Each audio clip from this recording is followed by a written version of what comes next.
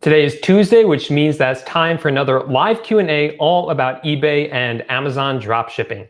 Welcome guys to my channel. I'm Paul from dropshippingtitans.com. Every week I come here Tuesday nights, 8 p.m. Eastern time, right here on my YouTube channel to answer all the questions you guys have about eBay and Amazon dropshipping.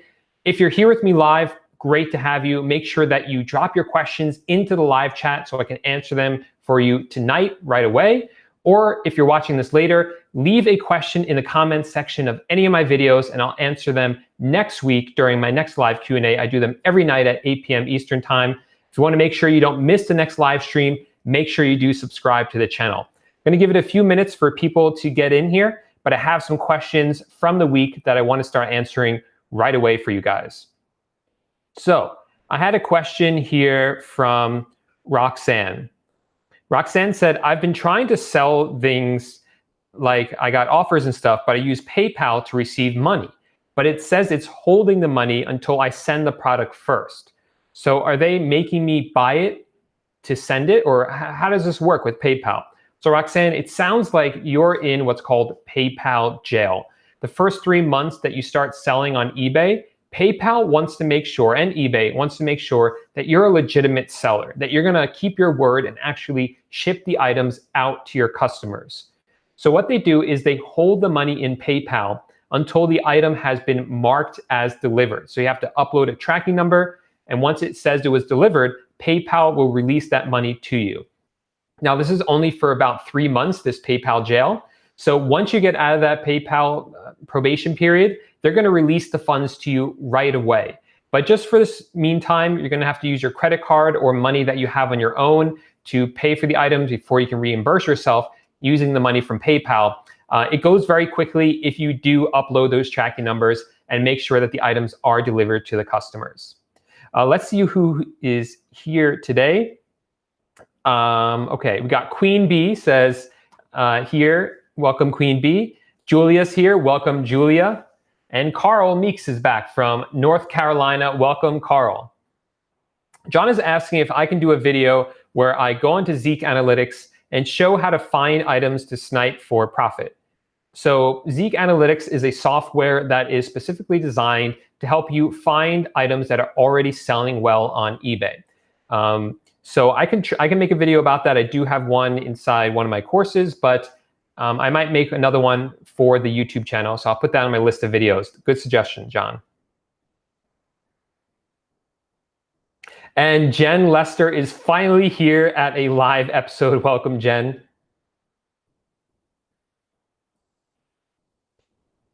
Okay. So somebody without really a name that I can read asked me this question. Hi, Paul. Thanks for your help. I started using eBay's GSP, their global shipping program, and I had an item that needed to be returned. How does this work? Basically, how does this work with the global shipping program? So just a real quick recap, eBay's global shipping program allows us as sellers to send items to countries that we're otherwise not set up to ship items to. So basically the way that works is that, let's say someone in England buys an item from me, then I ship it to eBay's global shipping center in Kentucky, and eBay forwards the item to England, to the customer there. Returns can be kind of tricky with the GSP program because you now have to pay to get the item shipped all the way back to you. Now, there are many ways around this. Like for instance, if the item that they're complaining about is that, it's an electrical item and they plugged it in and it doesn't work. Well, for those types of items, you want to put in the description of all your electronic items that you can't guarantee that they'll work overseas. If that's in your description, then the buyer will be responsible for shipping the item back. If it's any sort of buyer's remorse, the buyer will be responsible for shipping the item back. Otherwise, you are responsible, but talk to your source. Sometimes they can work out something for you. Or if the item was damaged in transit, that's eBay's fault. You can usually say that the item was delivered fine to eBay, and eBay then turned around and somehow damaged the item during transit, and eBay will take responsibility for that. So it's really more about being proactive by having the correct things inside your listings. Lots of people here have Troy from Orange County. Welcome, Troy. Timothy's here from South West Virginia. And Rick says, best show on YouTube is live now. Welcome, Rick. Okay. Let's see. So Andrea says, I got my first sale today. I'm super excited, but also super nervous that I did it wrong. Do you have any advice or words? Yeah, you should be excited. This is your first sale. Congratulate yourself. Go through the steps of exactly what you have to do, and you're going to be fine. So make sure that you go buy the item from the source's website, put in the correct shipping address for the customer, and then just keep an eye on your email for the tracking number. And that's all you can do for right now. And then go out and celebrate because you made your first sale. Tim Koo asks, hey, Paul, what's your experience asking Home Depot for a courtesy discount?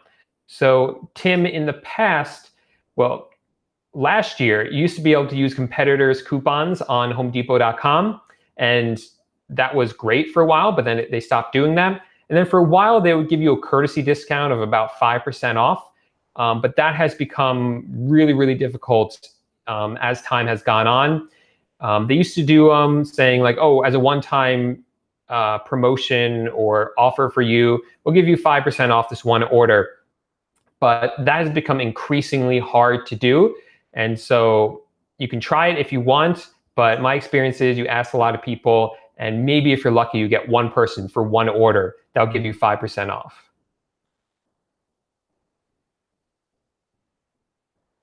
Okay. Chris says, I've been watching your videos and your tips. I'm up to 10 to 15 sales a day, brother. Exclamation point, 4 exclamation points. So congratulations, Chris. That's awesome. I love hearing that. Okay.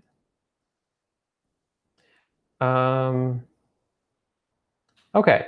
Lisa asks a great question. I want to make sure everyone understands this question and this answer because it's really important that you guys don't mess this up. Lisa says, hey, from Pittsburgh, my question is, if I'm not tax exempt, in other words, she has to pay tax when she buys items from Walmart or HomeDepot.com or Amazon.com, can I charge my customers tax just to compensate myself for when I purchase the product? Don't want to get into any tax hot water charging taxes. Yeah, I think your intuition is correct on this, Lisa. You can't charge tax to the customers unless you're registered in that state to collect sales tax. So if you are registered in Pennsylvania to collect sales tax, then you should be collecting sales tax for buyers who are buying things and shipping them to Pennsylvania. But if that's the only state you're registered in, that's the only state you're allowed to collect sales tax in. So the way to make up for this is you don't charge them sales tax, you just mark up your price on eBay to cover the tax that you have to pay to your source's website. I just want to warn you to be really careful with this because you could get in trouble if you collect sales tax that you're not allowed to collect. What that may result in is potentially you will, of course, have to pay the money that you collected, plus you can be fined for it as well. Okay.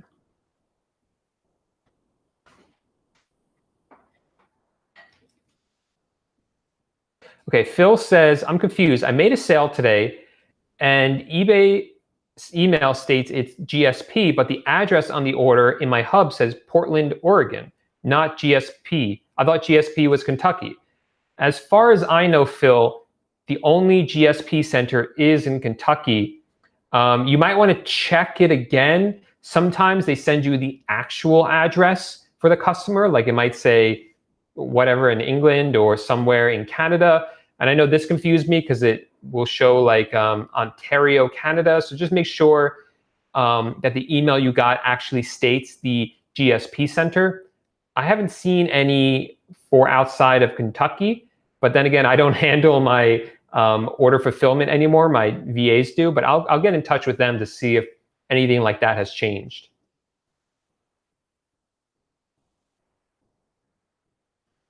Okay. Okay, so another question this week from, I'm sorry, I didn't write down the name of who asked this question, but the guy said, I was wondering, I'm trying to list more items without using DSM tool. Is that possible? I have 150 item limit with DSM tool, but I want to go above that. I want to list more than 150 items, but I don't want to upgrade my DSM plan. Is that possible? You can list more items. You would have to do it manually or list it with DSM tool and then delete it from just DSM tool and not from eBay. That way the item is on eBay, but not counting towards your 150 on DSM tool. The problem with that is that your item is now not linked up. Your eBay item is not linked up with the source's website. So if the price changes on the source's website, it's not going to change on eBay, which means you could lose money if the price goes up, or if the item goes out of stock, it's still going to show as in stock on eBay. So I wouldn't advise doing that. I would upgrade to a higher DSM paid plan. Okay, Saki says, sounds like a tongue twister. Hello, does eBay and PayPal reimburse fees if an item is returned? So if an item is returned and it's done through like an eBay return case, then you refund the buyer through the return case. eBay is going to refund you the final value fee. PayPal is going to refund you the 2.9% that they took, but they won't refund you the 30 cents. They always keep that 30 cents. If for some reason you refund them directly through PayPal, sometimes that happens, then what you want to do is contact eBay to let them know so they can refund you the final value fee. And if you also cancel an order, you'll get the final value fee on eBay as well as the fee on PayPal, but you won't get the 30 cents back. And Ed's asking for a good recommendation for buying discounted gift cards. You can use a website called raise.com. I've used them. They're pretty good. Or you can get the gift cards directly from Home Depot or Walmart, but those won't be discounted.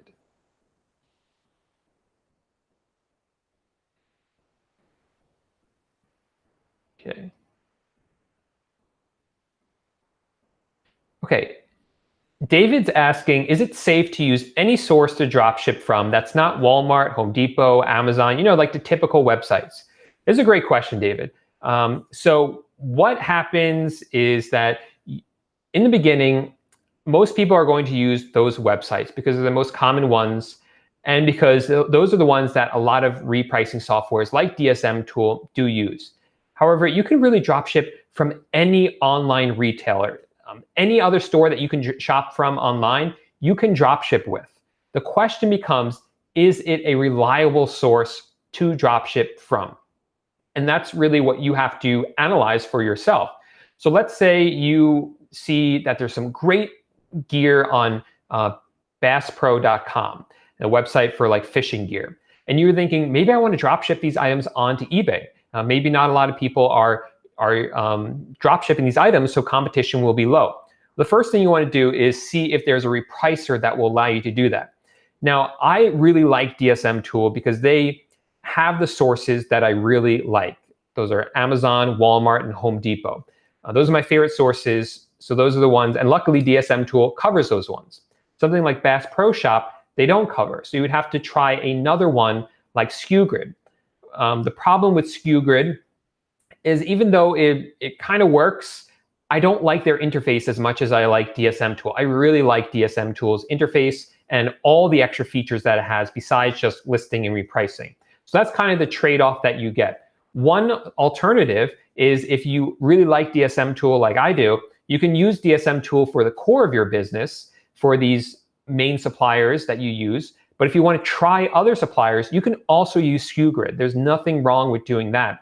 That way you're not investing everything into SKUGrid and not really liking it as much as DSM tool. And DSM tool is, of course, always expanding their online retailers. So this may be like a moot point in a couple of months. But just for now, if you do want to branch out, you can use multiple listing softwares and repricers like DSM tool for a bunch and SKUGrid just to try these other ones. So once you get past those logistics, then you want to determine if they are a good source. And the good way to do that is to go on their website, see what kind of rewards programs they have, see what kind of shipping times they have, see if they have free shipping on some items, then order an item and have it shipped to your own house.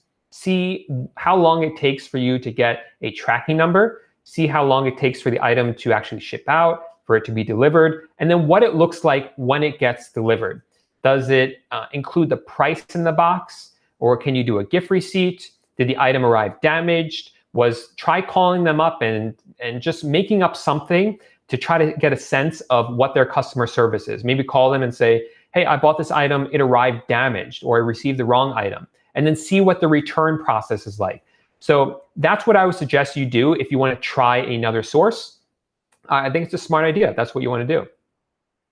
And I'll be making a video in probably a couple weeks where I'm going to show you a bunch of different suppliers and what their boxes look like when they arrive, so you can get an idea of what your buyer is seeing when they get the item from that source as well. So I'll show you like Amazon, Walmart, Home Depot, definitely those ones, maybe a couple of others. So if you want to make sure you don't miss that video, make sure you do subscribe to the channel. Okay. And Aisha, I think I just answered your question as well. Aisha said, what's a way to keep track of inventory if we're not using sources that DSM tool works with? Again, I would just use DSM tool for most of them, but you can use like SKUGrid for just a couple of the other ones.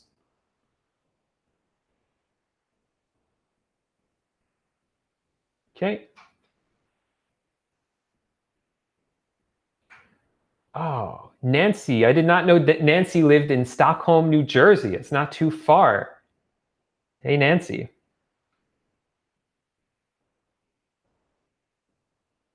Nancy, I've actually been to Stockholm, New Jersey, to the farmer's market there. Okay, let's see, let's get back on topic though. Back to health. No, her answer that question. Answer that question. Esteban, I suggest that you use an automatic lister. I don't suggest you do it manually. It goes much faster to use a lister like DSM tool. Okay, so Brett asked a great question this week. Brett Berry asked this about 4 or 5 days ago. If I'm using Giving Assistant for my cashback website, and I do have an affiliate link to Giving Assistant in the description of this video, it's basically a website that gives you cash back every time you shop through it. So if you're using Giving Assistant, and let's say you're buying an item from homedepot.com, and the item is $11.98, but with shipping, it's $19.97, and Giving Assistant is offering like 2% back. Does the 2% back apply to the $11.98 or to $19.97, the price of the item plus shipping? It would be nice if it was for the full $19.97, but no, it's only for the cost of the item itself. In this case, it's $11.98. You don't get cash back for shipping, and you don't get cash back for tax. It's only for the item itself. So I hope, I'm sorry, Brett, but nothing you can do about that. And AETV says, can you do Facebook ads for eBay? And here's my thoughts on this. Facebook ads are obviously incredible marketing platform because you can reach a huge audience and retarget people, etc. But the problem with eBay is, well, one of the things with eBay is that eBay is going to bring the buyers to your listings for you. They're going to bring the buyers to eBay for you. So that's not something you really have to worry about. People are coming to eBay to shop. You just have to make sure that they are buying from you. And that's by doing optimization of your keywords inside the titles and descriptions, and also doing promoted listings. So that's one part of it. The other part of it is that Facebook ads cost money. So when you do a Facebook ad, you're going to be driving traffic to one particular listing. And that's going to really cut into your profit margins a lot. So I don't think it's really, if you do the math, it's really worth it to do Facebook ads for eBay for both those reasons.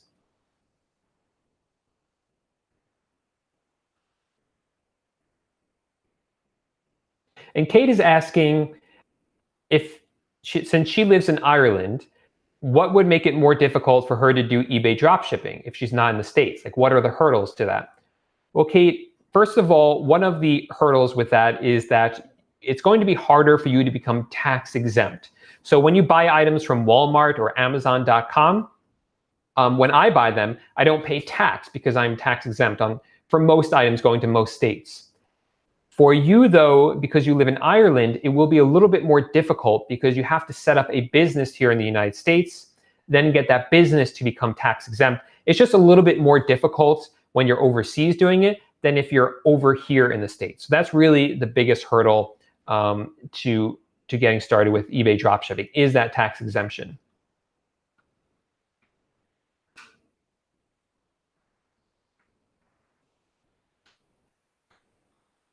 And okay.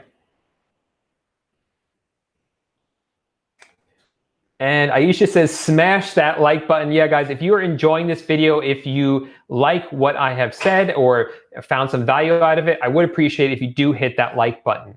And I have an announcement in just a minute, but I want to get a couple more questions in. Jeremiah Lord asked 2 days ago, is it possible to get top-rated seller if I am selling items doing drop shipping and also items through arbitrage on the same account?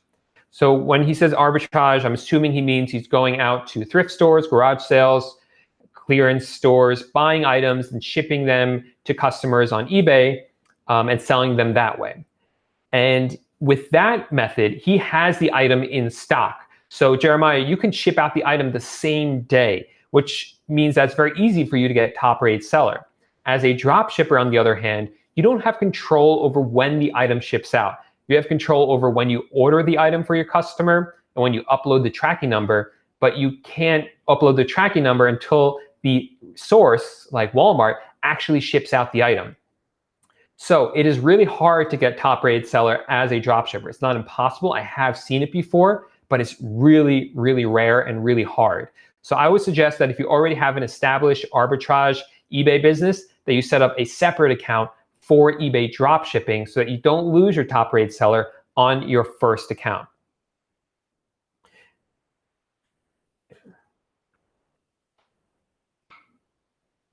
Matthew Hamilton says, hey, Paul, I bought your course and around the 4th month in, I already did $8,000 in sales last month. I'm wondering how many items you list per day and if you do a consistent amount of it or it fluctuates day by day. Thanks. So great question, Matthew, one of my students in my course. And if you guys do want to check out that course, it's the second link in the description of this video. But let me answer your question, Matthew. On a day-to-day basis, I tell my VA to list at least 20 items a day. And some days she goes on like a marathon and lists a bunch more. But I try to get her, at least during the weekdays, to list at least 20 items a day because I think consistency is more important than anything else. To keep going every single day, show eBay that you're listing items and that you're actively working on your store every day. So she usually lists more than that, but I tell her that even if she has to go in just for a couple minutes and list some items, just to show that consistency with eBay. They tend to like that in their algorithm.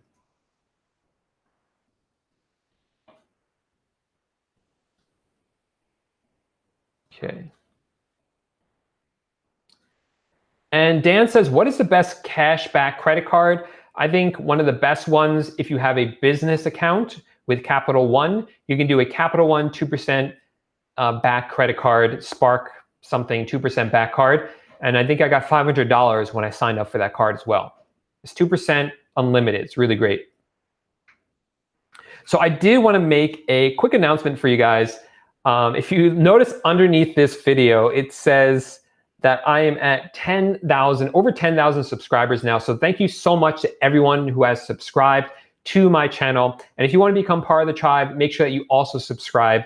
And I want to do something special for you guys. I'm going to make a video later in this week, kind of explaining everything about what this contest that I'm giving entails, and kind of a video thanking you guys for hitting 10,000 subscribers. I think it's going to be a little bit of a fun video. So make sure that you guys subscribe so you don't miss that. But here's what the contest is about. You really have 5 chances to win prizes here. So the first 2 prizes are going to be exclusive for members of my course. So I'll let them know what those prizes are and how they can win. So you have to be a member to win those 2. And the other two prizes. I'm giving away two prizes. And if you click the first link underneath this video, that's going to show you how you can enter the contest. There's multiple ways to enter. I think you can come back every day and enter, and multiple, you got to subscribe to my YouTube channel, watch this video, a bunch of other things. So there's multiple entries. So check that out if you want to be in the running for those two prizes. One of them is entry into my course, Dropshipping Titans. And the other one is, I think for that one's the coaching call. Let me double check. Okay. Yeah, or a 30-minute one-on-one coaching call with me. So you could choose between the course or a 30-minute one-on-one coaching call with me. So if you're already a student of mine, then you can get the 30-minute coaching from me for that. And I have the two additional entries for people who are members of my course. And I'm giving away a $50 Amazon gift card to one random person. And this is the way you win. You got to be subscribed to my YouTube channel, so make sure you subscribe. Then at some random point in time in the next week and a half or 2 weeks, I'm going to go live on YouTube, random day, random time, talk to you guys for about 5 minutes about something. And someone who's there with me in the live chat participating, I'm going to give them the $50 gift card to Amazon. So if you want to make sure that you don't miss that, make sure that you're not only subscribed, but that you hit the bell notification so you get a notification when I go live. I would also go on your phone, make sure you have YouTube installed on your phone, and sign into your YouTube account. Make sure you have notifications turned on. That way, when I do go live, you get notified on your phone, hey, Paul's live, and you can hop on, say hi to me, and possibly win the $50 gift card to Amazon.com. Figured that was a good prize so that you guys can use that to fulfill orders or buy yourself something nice, whatever you want to do with it. So 5 ways to win. First, click the link under this video, then subscribe and wait for me to go live. And the other is for members of my course, which I'll be explaining later. So I just want to highlight that, and I'll make another video later this week about it as well. Rick, one of my students, asked, my VA is asking for my VPN. Is this normal or is it not safe? So Rick, great question. A VPN is a virtual private network.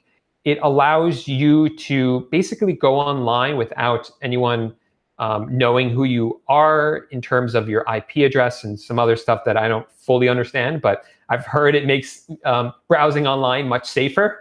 And the other thing it does is it prevents people from knowing where in the world you are. You can create like a fake proxy for where you are. So if someone's in the Philippines, when your VAs, and they can't access a website that you can only access from within the United States, then they can use the VPN, change their location to make it look like they're in the United States. And I'm not sure if I said the right thing there, but they can use the VPN to make it look like they're inside the United States. And then once they do that, they can then access the websites that you can only access from inside the US. So it's perfectly safe to do this. There's a lot of free VPNs. Some of them work, some of them don't for some websites. So I did sign up for CyberGhost 5 is the VPN that we use with my team. I don't have a link to that, but just Google CyberGhost 5 and you should find it. I think it was $50 for the year. It was whatever it was, felt reasonable to me. And Jen says, I would love to win the course. Oh my God. Mike says a live visit. That's interesting. So if someone wins that 30-minute coaching and they're in this area, like the New York area, we might be able to arrange that. We can get together for some coffee. That's like a 30 minutes of whatever you guys want to talk about. If you want it to be coaching, we can do that. If you just want to sit down and chat about anything, we could just grab coffee and do that, whether that's in person or virtual. Yeah, we'll suss that out if that's possible, but that'd be really cool.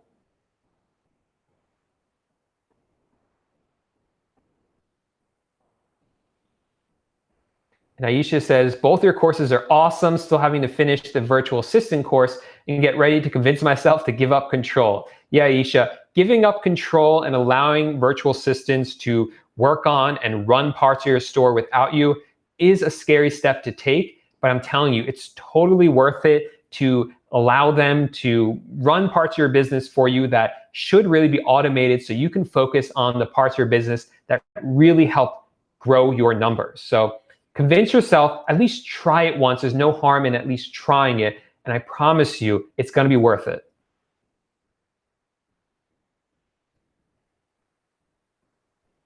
Jen's been here since the beginning. Okay. And Julio says, why don't you come to Florida if I win, Paul? It's very tempting. I love going down to Florida. It depends which part of Florida. No, I'm kidding. We could do a virtual hangout.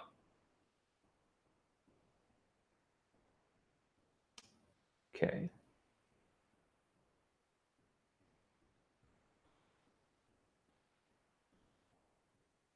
Okay. Okay. TX Silent Night says, can your Amazon account be shut down for drop shipping from Amazon to eBay? I've been told it's against Amazon's policies. So good question. I'm not going to sugarcoat this. This is technically against Amazon's policies. Does that mean they enforce the policy? They don't enforce the policy. And they do turn a blind eye because it is getting them a ton of business, a ton of extra sales. So I've heard rumors that in the past, Amazon used to shut down Prime accounts who were using it, but I've not actually met anyone that it has happened to, and I haven't heard of it happening to anyone in the past really year and a half. So in my experience, it's perfectly fine to do it.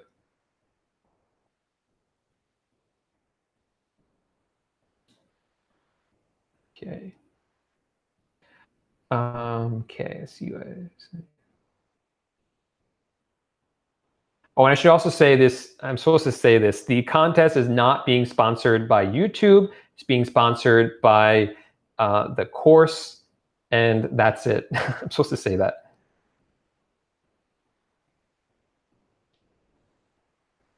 Okay, so another question from Alan, another one of my students. Alan asks, on eBay listings, do you use 30 days listings or good till cancel listings? Thanks. Alan, I always do good till canceled, because what that's going to do is once the item's 30 days are up, it's going to relist the item back onto eBay. And I want that to happen because if the item's selling, I don't want it to suddenly go away. I want it to keep selling and keep being relisted every single month onto eBay. That way it retains its sales history. Buyers can see, oh, this item sold 50 times. Sorry, this item sold 50 times. So, if other people are buying it, I want to buy it as well. So that's one of the great benefits of that. Then I can manually go in and delete any items that haven't been selling or underperforming in any way.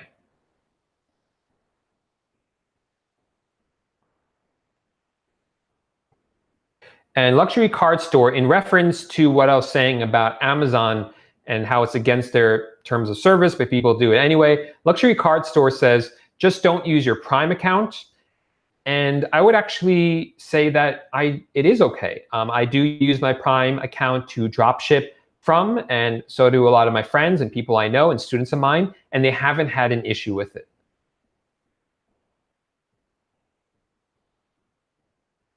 Okay.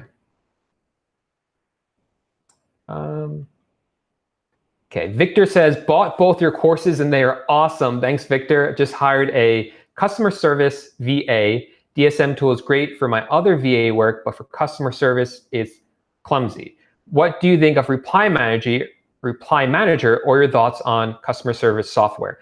Great question. I love when I get new questions. So Victor, to be honest, I used to use DSM tools built-in customer service or message answering system, but I don't anymore because I do use Reply Manager. And there is an affiliate link to Reply Manager in the description of my video if you guys want to check that out. But Reply Manager is a paid service that connects to your eBay account, and allows you to answer customer questions right in there. The reason I really love it are for a number of reasons. One, every time you get a message from a customer, it shows it in like a conversation view, like it does in Gmail by default, where you can see all the prior communications. You can also see the sale right there at the top, so you know when the person bought the item and paid for it. You see their shipping address on the right-hand side, as well as the tracking number if it's been uploaded. So all the information that you need is right there. You don't have to go searching around for it. It saves a lot of time. It keeps things so organized, and I love things like that that just make my life easier and help keep things organized. The other really cool thing is that each of these conversations are considered a ticket, and you can assign tickets to different people. So right now, my Reply Manager account has 3 people in it, myself and 2 customer service VAs. So anytime one of us answers a customer's question, on the customer's end, it looks like it just comes from my store. But on my end, I'm able to see if I answered the question or if VA number 1 or VA number 2 answered those questions. So if one of us is handling that particular ticket, we can stay on it so we can continue to handle it going into the future if there's any future problems. Or if one of them mess up, I can see which one of them actually is the one who messed up. So that's really helpful for all those reasons.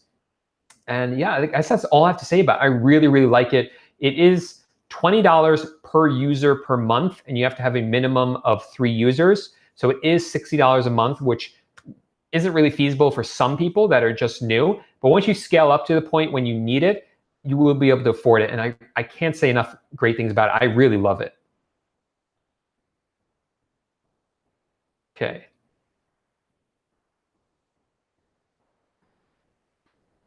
No TV, I'm not sure what your question is. You said, when going through Giving Assistant, do you have to paste the title of the item to find it every time? I'm not sure what that means, to be honest. What do you mean by that? Okay. Having a title in English. Annalise says, do you think having a title in English and Spanish will attract more Spanish-speaking people? I don't know. To be honest, this is not something I ever thought to even look into. I'm not sure if eBay has some sort of translation system built in that will automatically translate the title. I'm really not sure. It's a great question. If anyone knows the answer to that or knows any information about different languages on eBay, let us know in the chat, because I'm curious myself now that you asked it.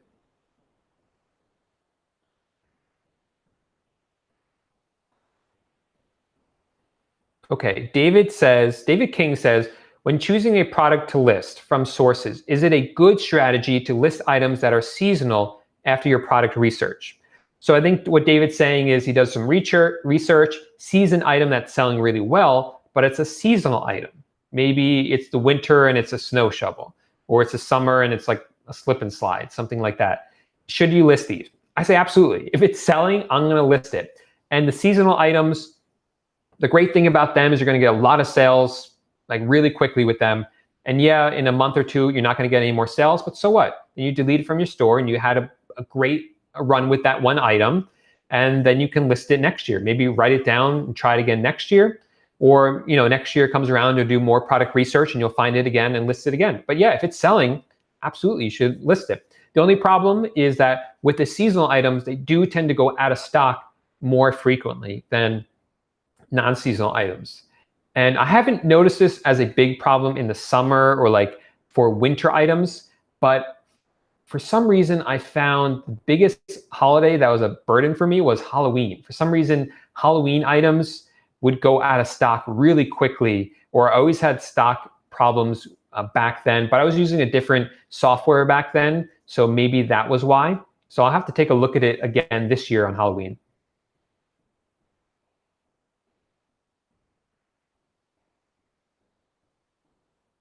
So Ardorlinis 25 says, ask me if I see any pattern related to specific dates during the month when sales are higher or lower, something like that.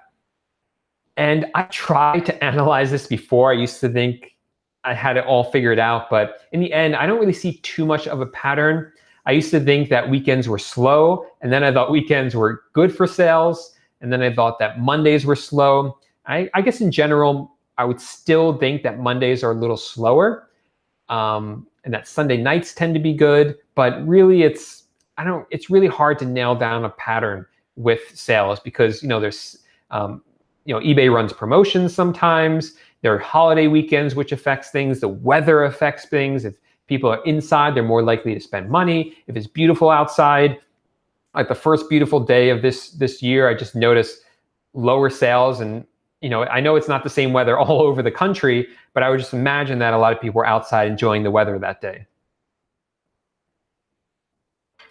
Esther says, do you know if Wayfair does dropshipping? And again, what I said before is, if they're an online retailer, try dropshipping from them. Why not? I do know that Wayfair themselves actually dropships items. So if you buy an item from Wayfair, it's probably going to be dropshipped from another vendor.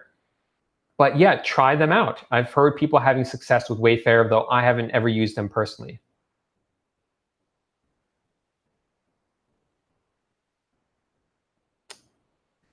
Okay.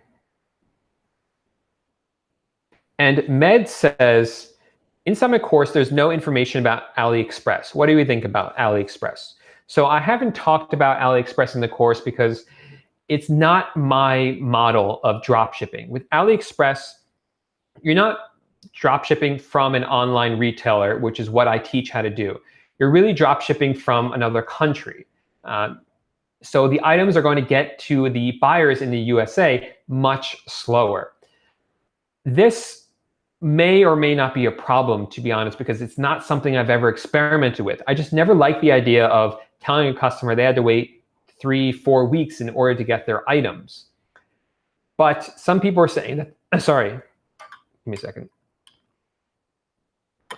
All right, some people are saying that because they're coming directly from China, the margins could be higher. So that's something that if you want to experiment with, you can, obviously.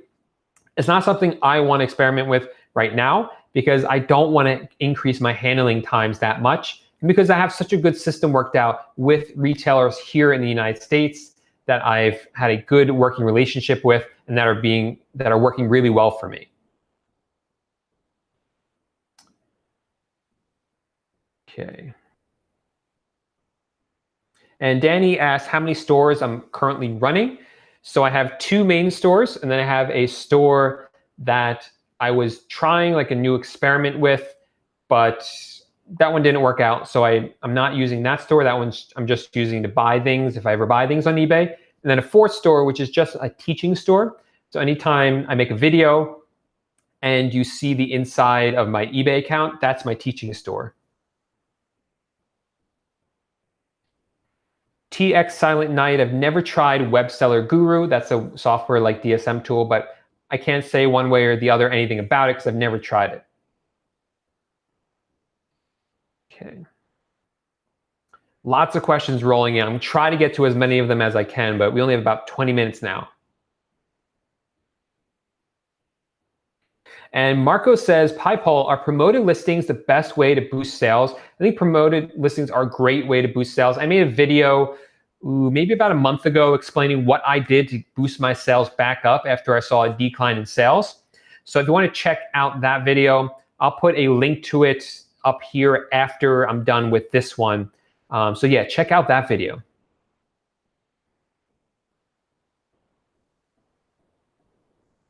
And Music Mania says, Chris here from Ohio. Hey, Chris, what's the best title optimization software or website to make great titles? Do I use one? So I teach my VAs not to use these softwares because I just found that it works better to actually go into the product description on Walmart or Home Depot or Amazon.com and pull keywords directly from there, just using common sense and our own experience. What is the best keywords that people are going to be searching for? In the past, I have used something called Title Builder, which worked pretty well, although sometimes it would recommend keywords that didn't apply to my item that I was selling, so just be careful of that. Also, if you do use DSM tool, it kind of has a title optimization keyword suggester built into it that you can also try. That's pretty good in my experience.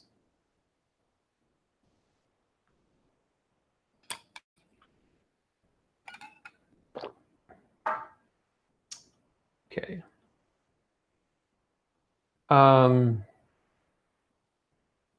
Okay. Molitium Studio says, hey, Paul, have you ever had an item take longer than usual to ship?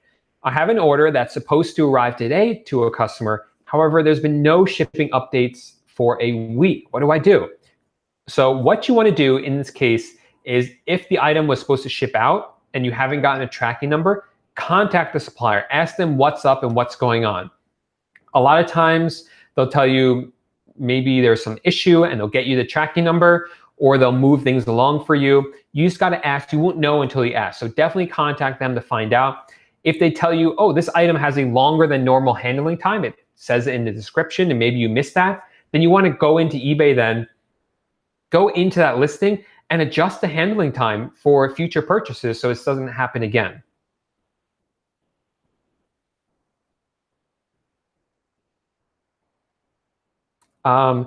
Devin, I think Devin asked a question earlier. I'm remembering it now, so I'm sorry I missed it.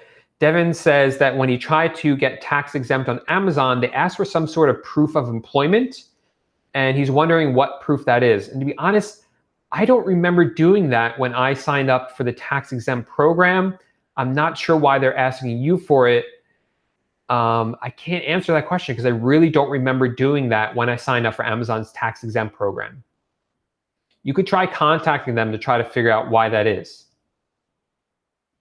And Elite GP says, is it against the rules to sell batteries like power tool batteries on eBay? No, it's not.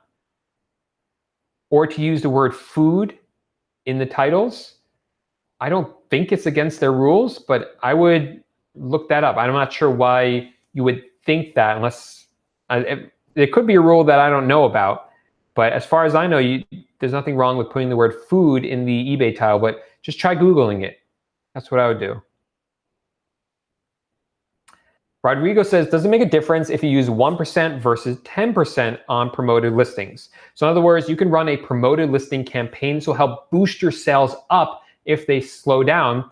And he wants to know, what percentage should I put for this? Because eBay is going to take a percentage of all the promoted listings that do result in a sale, and you determine what that percentage is. So that can be 1%, 10%, whatever.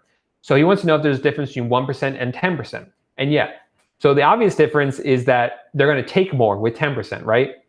But the other big difference is that with a higher percentage, they're going to rank that item higher than people who are using only 1%. So that is the benefit. You kind of have to find a balance in there, right? Because if you list it high, you're going to rank higher, but then you'll probably lose money because your fees are so high unless you raise the price of the item.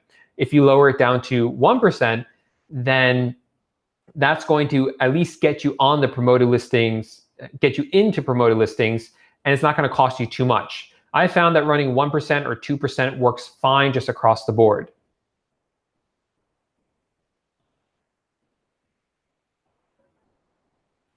So NoTV is asking for more information about Giving Assistant. Again, this is a cashback website that I use. It says, I go to Giving Assistant, then it takes me to homedepot.com. Then when I get into Home Depot, how do I find the item? Yeah, you can just type the item in the search box, or if you have the item number, you can just paste that into the search bar as well. Another thing that you can do is, let's say you're using DSM tool, you can click, it's going to take you directly to the item on Home Depot. And then you can, if you have the Chrome extension installed for DSM tool, you can activate it at that point, and then it should work fine.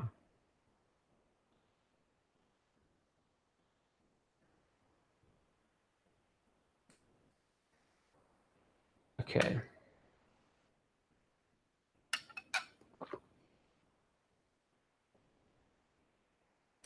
So Ginaldi says, if Walmart finds out that I'm a reseller, can they stop reporting my purchases to the cashback resource? So Ginaldi, again, this is another one of those instances where we're doing something that is technically against one of these retailers' terms of service, but they don't care and allow it anyway. It's just a rule that they have in place that they kind of forgot about. So technically, you're not allowed to get cash back for if you're using cash, if you're buying things for reselling purposes.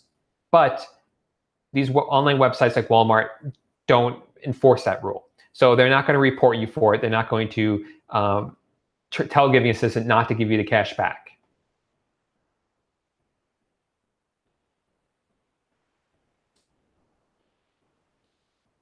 Okay, so Dalia asked a great question, and one of my students, Susan, asked pretty much the same question earlier this week. They asked, if the brand is not on the Vero list from eBay, but DSM Tool says it's a Vero item, is it okay to list it? So again, the Vero list are these verified rights, something, whatever it means. But basically what it means is that these are brands that don't want you using their photos or don't want you using their sales description without their permission, because that is copyrighted. So they don't want you using it without approval. And you can get your items, those listings, removed if you do that. So there's a whole list of these items that are supplied by eBay to let you know that it's called the Vero list, V-E-R-O. DSM Tool has built into it Vero protection. You can either turn it on or off in your settings if you want. If you turn it on, then anytime you try to list one of these items, it's going to warn you and not let you list that item and says, this is a Vero protected item.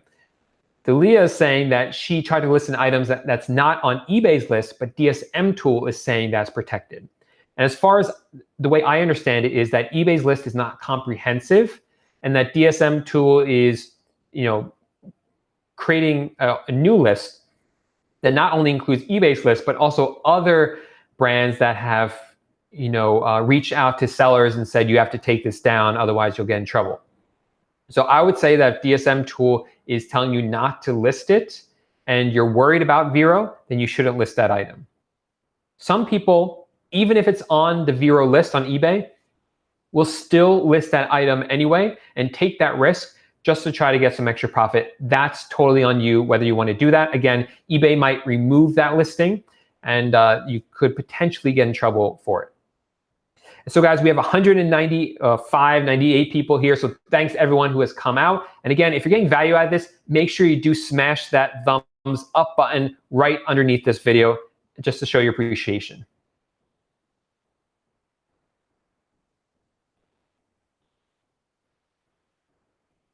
Okay. And Robert says, how long on average does it take to complete your course? Robert, it really depends on the person. I've had some people bang out the whole course in a weekend, just go through the whole thing, wants to learn it all really quickly. Other people take their time. They want to, really take time, go back, watch it again. And I do suggest that even if you go through the course quickly, that you do go back and watch it again later. There's going to be things that you missed in there if you don't take like really good notes. And Maybelline is completely dedicated. I love the new title Maybelline has. Maybelline Dropships is the name of her YouTube channel. One of my students says, was listening to your live Q&A while walking home with no headphones, LOL, looking like a weirdo with a speaker to my ear. I've done that so many times because I'm always losing my headphones.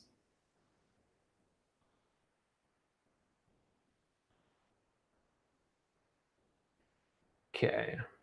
And Ed says, most sources don't offer gift receipts. Would you still list from them so customers will see the prices much less? That's a great question, Ed. I will be making a really cool video about this where I'm actually going to order a bunch of stuff from different online retailers, and I'm going to show you guys what the boxes look like, what the invoices inside those boxes look like, so you can get an idea of what our customers are seeing, and you can kind of judge for yourself how a customer would react. And I'll also show you my experience. So if you don't want to miss that, make sure to subscribe to the channel. That's probably coming out next week, maybe the week after. Okay.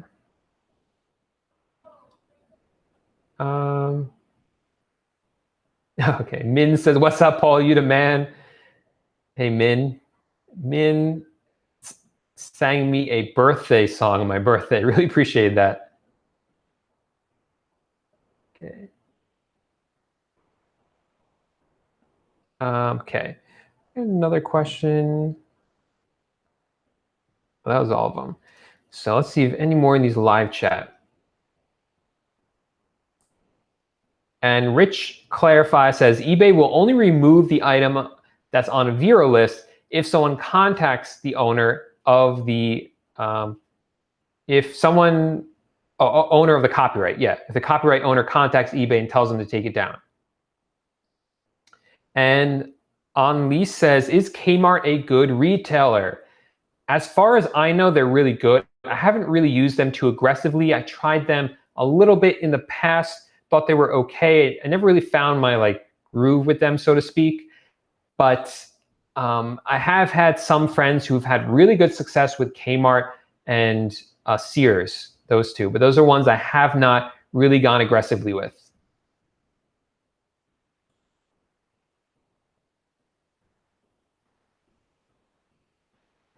Okay. And Chris says, again, Paul, I use your advice on the 1% to 2% promoted listings, and I'm doing great daily. Great to hear that, Chris. Congratulations on your success.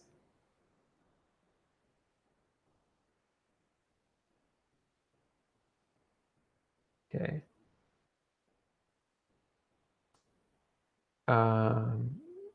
Okay, so people are clarifying on this. So I appreciate this. Vince let me know about this. Someone else, and I just lost it, so I apologize. Someone else clarified this. Oh, Jesse says, eBay's algorithm flags the word food, thinking it is a food item, which is against the rules. I had to remove the word food from food thermometer. Gotcha. So yeah, that makes sense. I don't know why I've never experienced that. I guess I've never really listed food type or kitchen type items, or maybe my VAs have and they've encountered it. But that's good to know. Thanks for clarifying, guys. Really appreciate it.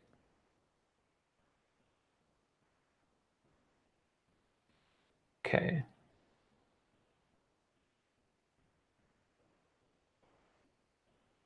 And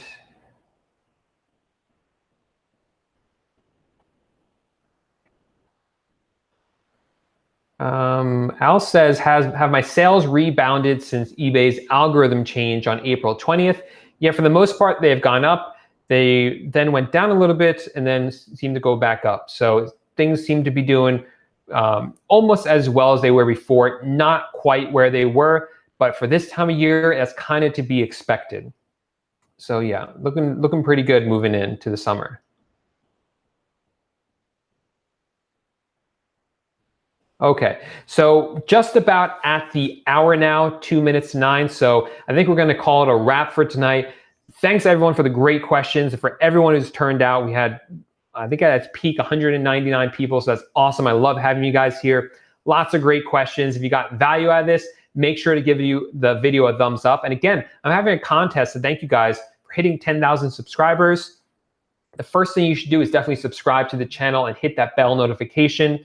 The second thing you should do is click on the first link under this video. That's going to take you to my contest, and it's going to explain to you everything you need to enter multiple times. And the third contest is for people who are already in my course. So thanks again, guys, so much for coming out. Really appreciate it. I do these every Tuesday night at 8 p.m. Eastern time. So if you have any questions before then, drop a question in the comments of any of my videos. I'll answer them either right away, which I do a lot, or I'll answer them next week during my next live Q&A. I always have so much fun hanging out with you guys, so thanks so much for turning out, and I'll see you next week.